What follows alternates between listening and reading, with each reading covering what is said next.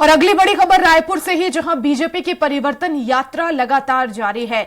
आज अभनपुर, आरंग, महासमुंद, खल्लारी पहुंचेगी परिवर्तन यात्रा। बीजेपी प्रदेश अध्यक्ष अरुण साव, कई पूर्व मंत्री शामिल होंगे। केंद्रीय राज्य शिक्षा मंत्री सुभाष सरकार भी शिरकत करेंगे।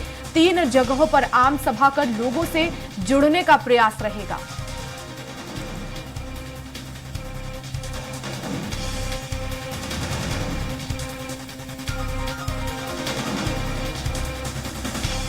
तो बीजेपी की परिवर्तन यात्रा लगातार जारी है और आपको बता दें, परिवर्तन के उद्देश्य से ये यात्रा भारतीय जनता पार्टी निकाल रही है।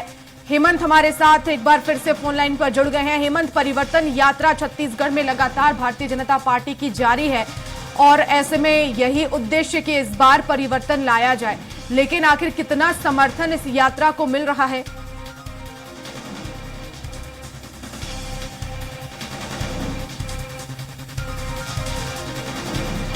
और इसकी शुरुआत 2 चरणों से हुई थी। पहली चरण दंतेवाड़ा से और दूसरा जो चरण है वो जसपुर से। और इसमें आज जो केंद्रीय शिक्षा राज्य मंत्री हैं सुभाष सरकार, वो इसमें शामिल हो रहे हैं। इसके साथ साथ 26 तारीख के आसपास वो जो यात्रा है वो रायपुर पहुंचेगी। अभी फिलहाल अभनपुर के रास्ते होते हुए वो राजिम पहुंचेगी और उसके बाद एक सभा का आयोजन वहां पर होगा।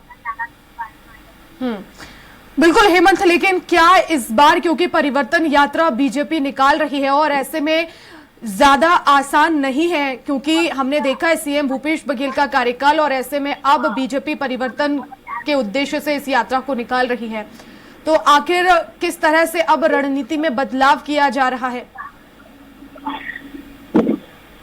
देखिए, ये एक रणनीति का हिस्सा था जो परिवर्तन यात्रा 2 चरणों से निकल रही है। इसके अलावा हर कोई बीजेपी का नेता स्थानीय स्तर पर भी लगातार प्रयास कर रहा है कि किसी तरीके से बीजेपी के पक्ष में माहौल बनाया जा सके, क्योंकि इतनी आसान बीजेपी को ये चुनाव नहीं होने वाला है। क्योंकि एक तरफ कांग्रेस में मुख्यमंत्री भूपेश बघेल का चेहरा है, दूसरी तरफ स्थानीय नेतृत्व के सहारे इस बार बीजेपी चुनाव लड़ रही है। तो कहीं कहीं जो खाई है उसको दूर करने की कोशिश जरूर बीजेपी करेगी। और दूसरी तरफ बीजेपी ने प्रत्याशियों का ऐलान भले ही कर दिया है हेमंत, लेकिन अभी तक सीएम का चेहरा कौन होगा ये स्पष्ट नहीं हो पाया है। तो क्या ये भी बीजेपी के लिए एक परेशानी का सबब बन सकता है?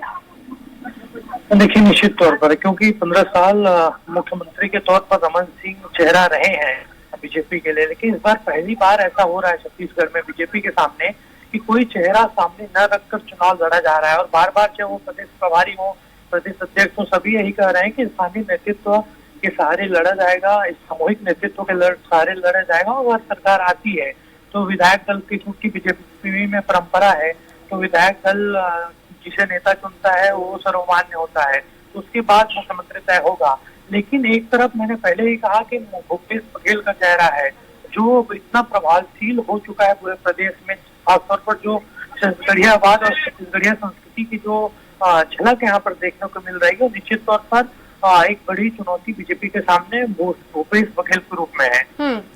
बिल्कुल हेमंत, लेकिन जिस तरह से दिल्ली नेतृत्व छत्तीसगढ़ का दौरा कर रहा है बीजेपी की तरफ से, तो क्या अपने भाषण में उनकी तरफ से कुछ ऐसी खुलासा हुआ कि आखिर मुख्यमंत्री का चेहरा कौन होगा, किसके दम पर लड़ा जाएगा, या यहाँ पर एक बार फिर से मोदी का चेहरा ही मेन होगा?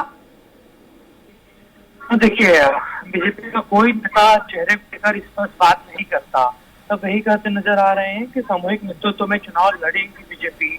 और न सिर्फ ओम माथुर जो प्रदेश प्रभारी, बल्कि जो केंद्रीय गृह मंत्री अमित शाह, वो भी कई दफा कह चुके हैं कि छत्तीसगढ़ में सामूहिक नेतृत्व के आधार पर ही चुनाव लड़ा जाएगा।